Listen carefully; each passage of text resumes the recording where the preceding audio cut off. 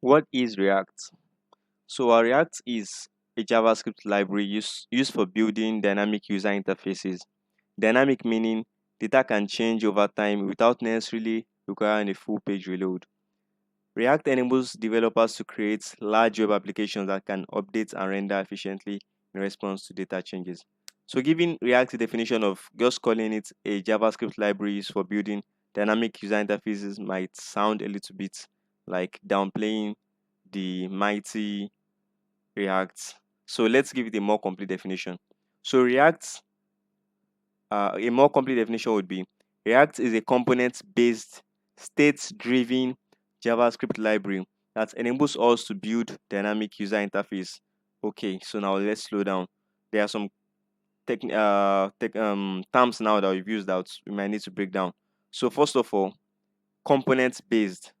So components are they are basically the building blocks of your UI, and a typical page built with React is usually built with chunks of components that makes up the page. So whenever you visit website, like for example, let's say GitHub, so you can see that there are different parts of your UI, right?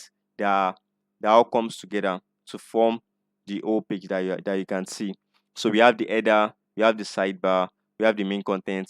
So in a React app, all these different parts are usually in individual components. So the header is usually in a different component, and that header can also have some other sub components inside it, like the search bar, then maybe some other icons or maybe grouped together or things like that. So it depends on how you want to build your React application, as we would see in future videos.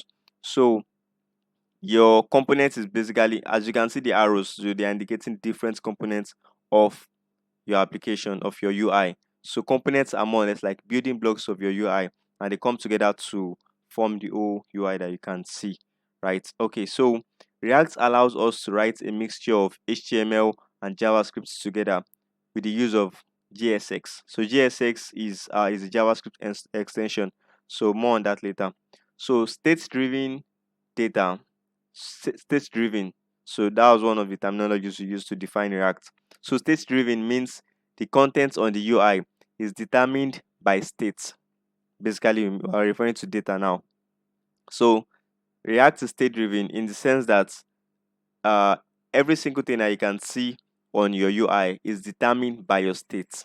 So whenever there is a change in states, I mean change in data. So whenever I use states, I'm referring to data.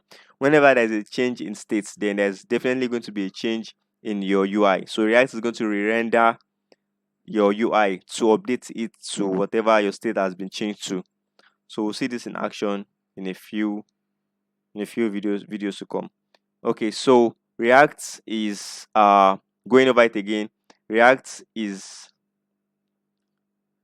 components based, state driven JavaScript that enables us to build dynamic user interfaces. So without adding those terminologies, the definition of React is definitely not complete. Okay, so it's also worth knowing that React was developed and is maintained by Facebook along with a community of individual developers and companies that contributed to the ecosystem.